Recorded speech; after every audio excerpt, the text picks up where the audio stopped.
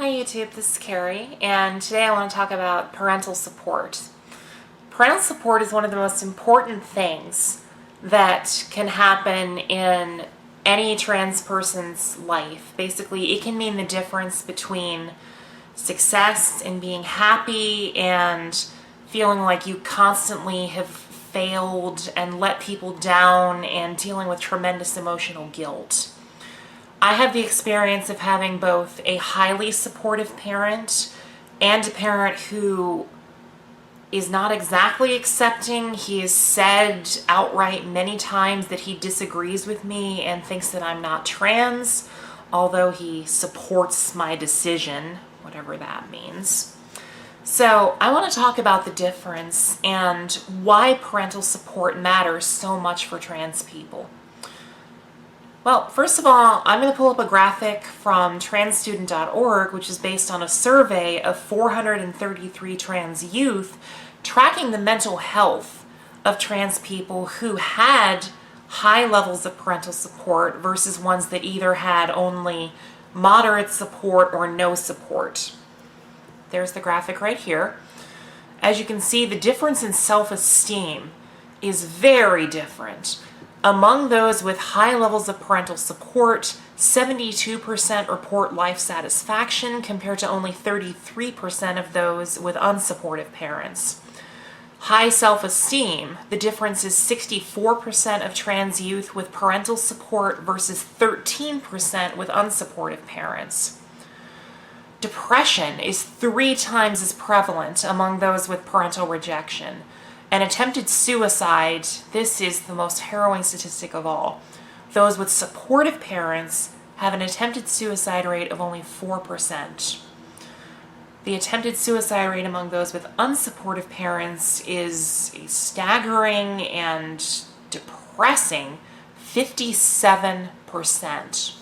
That means that among trans youth with unsupportive parents, those who have not attempted suicide, again, attempted, they've actually tried it, it's the minority of those who haven't. That's unfathomably depressing to think about. So, parents, I do kind of want to make this plea to you too. Support means the world to us.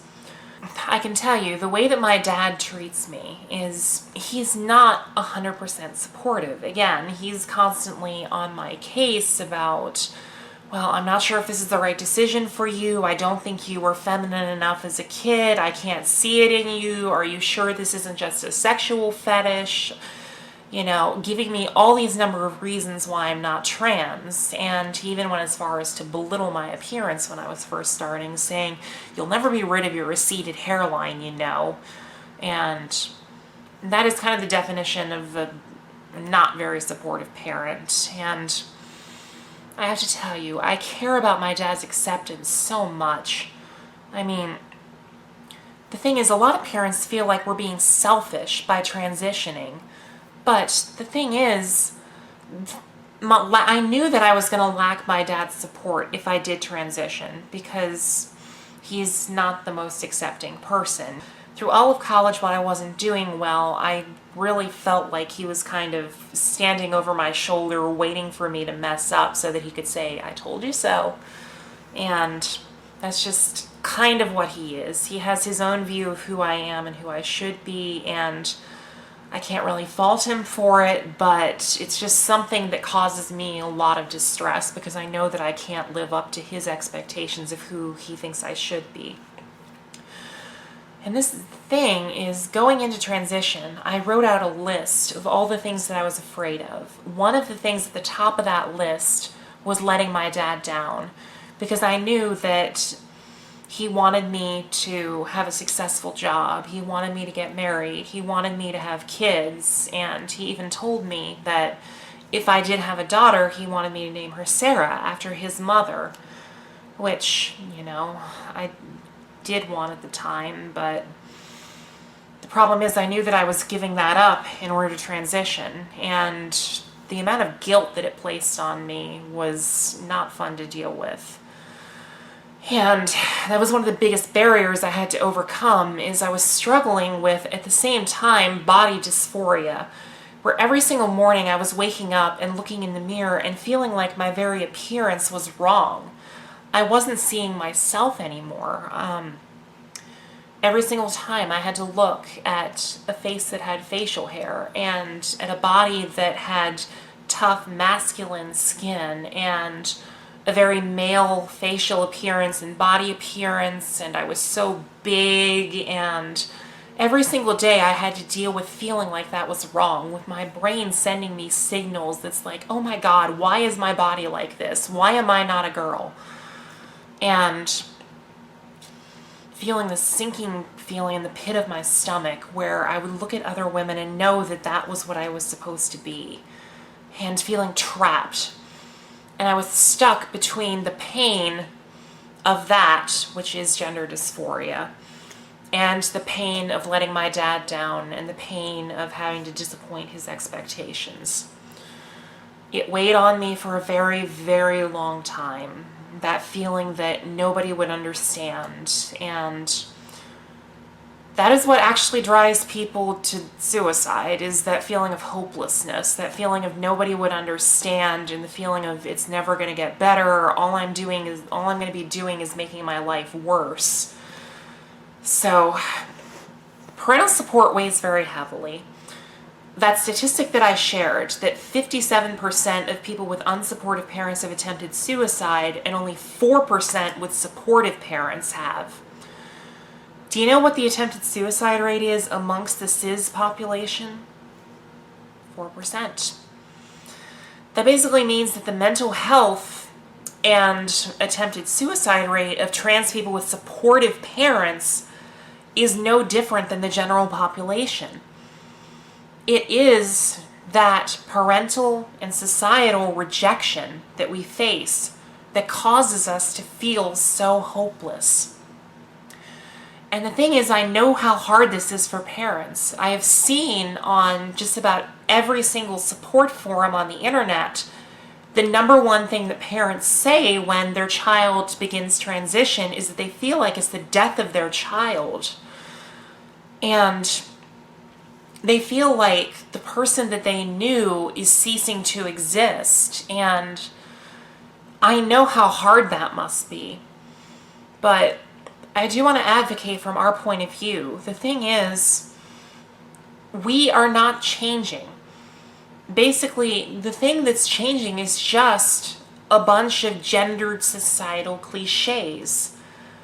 You know, like the big trouble is going from seeing your successful son, boy, and, you know, thinking of their job success and all the expectations that come with that from having watched them grow up as a boy, changing those expectations to a girl, which means, oh, so pretty, going to get married, going to have a lovely family, which, trust me, I hate those societal gender bullshit cliches, but that's for another video. It's really about letting go of your expectations of who you are expecting that child to be. You have to completely rewrite who you thought they were. And trust me, I know that's difficult. But from our perspective, we are not changing. We are not transitioning. All we're doing is adjusting our physical body to a form that no longer causes us mental distress every time we look in the mirror and every time we look down at ourselves. And that is the thing, is that as a pre-transition trans person, we feel disconnected from our body and from ourselves. The self that you are so mentally attached to, we hate being. And it hurts every single time we hear the word son or daughter in the case of trans men. Because it feels like it's a twofold thing of the guilt of knowing that we don't want to be that self, and also a feeling like we're letting our parents' expectations down. So, you know, it just hurts so much knowing that my dad will not accept me, and knowing that he feels like I'm being selfish and I'm rejecting who I was when I spend so much time feeling guilty about having let down his expectations. And I'm going to admit, it is still affecting my mental health even post-transition. There was a time where I thought that he wasn't talking to me anymore. It had been 8 months since he answered the phone. And I felt like he rejected me. And I felt so guilty about, feeling like I'd taken away his child from him, even though I'm still alive, for God's sake. And it's hard for parents because they're so mentally attached to you. The people that I knew as acquaintances pre-transition, and there are a couple that work with me now here who worked with me at my old job when I was still presenting as male. And this is the thing, is that they all say, wow, you are so much more open and you're actually talking to people and you're being social. Pre-transition, you were like this quiet, shy person who was withdrawn and was always sitting off in the corner alone and not talking to anybody. You just seem alive now, where before you just seemed to be sad all the time and socially withdrawn. And I wish my dad could see that. And this is why I want to talk also about having a highly supportive parent. My mom, she did see that. Pretty much as soon as I came out to her, she started crying and she was like, why didn't you tell me sooner? Ever since you went through puberty, I just saw something was off. You were suffering and you just seemed so quiet and you weren't talking to me anymore. And I thought you were going to kill yourself. And sorry. And, because she immediately saw the change in me and she saw how all of a sudden I felt connected with who I was again, she has become highly supportive. And I might even say that she's like my #1 fan now. And this is another thing that I want to illustrate, is the difference in how I talk to my parents. My dad, we had one difficult conversation last Christmas where I was trying to share all the joys of my life at my new job. I was like, Dad, guess what? I finally got my own apartment. I officially passed my 90-day probationary hire period at work, so I finally have a stable job again, and I got a car with my own money. And his response was, well, you owe a lot of people a lot of thanks for getting you there. I was like, Dad, you used to post on my Facebook when I got my first job after college. You were like, you go, dude, right up your alley. And it's like, Dad, do you even care about me anymore? And it feels, the thing is, I feel like, again, I have not changed or transitioned. The only difference is that I've gone from seeing a person that I hated and did not identify with in the mirror to being a person that I recognize. And as imperfect as I still am, I enjoy being me. And I actually feel connected with who I am, where before I felt like a prisoner in my own body. So it feels like I finally showed who I am to my dad, and he rejected me. So it feels to me like a betrayal. It's like, did he ever love me? Or did he just love the idea of me? Did he just love me because he had all these expectations of who I was going to be? And it just kills me inside because, again, I feel guilty for being who I am. It makes me constantly second guess myself because I'm constantly wondering, is there some way that I could have been happy as I was? Is there some way that I could have not let my dad's expectations down like this and still have been that son that he wanted me to be? And I feel guilty about wanting gender reassignment surgery because I know he's just going to go and shake his head and tell me that I've mutilated myself and never be able to see me as I am. And it hurts. Parents, please don't do that to your child. I know it hurts, but it hurts us just as much, if not more. To finally say this is who I am, only to face rejection, which leads to this constant feeling of guilt that we can't be that person that we know you want us to be. Please, parents, be like my mom. And this is, again, the difference. When I talk to Dad, it's hard to talk to him because I constantly face the wrong name, the wrong pronouns, things that have turned into what practically feels like post-traumatic stress disorder for me, because for so many years I kept myself in the closet by telling myself, you will never really be a woman, you will never pass, you will never look beautiful, all you'll be doing is making yourself a freak. You will always just be a man, one who, even if you transition, will just look like a man in a dress, and you will always be that birth self. So being called by male pronouns and my old name hurts.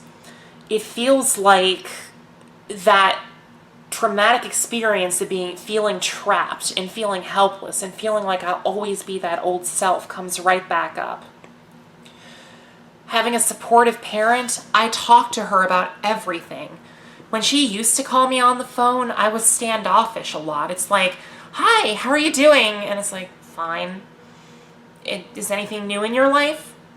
Not really. And, it was just that kind of closed off feeling where I felt detached from the world, where now I can talk to my mom about everything. We've practically become best friends. I talk to her on the phone every single week. I talk to her about everything that's going on in my life, and I'm excited when, I tell her we're doing this new thing at work where we're having like a color war between the different departments, and it's really fun, and I started playing volleyball with friends, and I just get to share in every aspect of my life with her. And it's a joy to talk to her because she accepts me for who I am. And, she even calls me by the right name and pronouns. She calls me her daughter. And it just feels like when I talk to her, who I am is validated. And I can be myself. And I don't have to feel guilty for being that self because she accepts me. And she's just happy to see me happy and upbeat and living life and enjoying life after for so many years feeling just dead and detached from the world. That is the difference between an accepting parent and although Dad would not say he's not accepting, it really feels like it. So again, that's kind of my plea to parents of trans youth. Please support your children for the sake of their own mental health and for the sake of your relationship with them. Because again, it just feels so bad to feel like we've let you down. And it's hard to talk to you when we constantly feel like you're seeing a self that we're not. It piles on the guilt and piles on the feelings of, am I a bad person for doing this? I'm so sorry. Anyway, I guess I don't have much more to say. That's pretty much my spiel. Talk to you guys next time. Bye.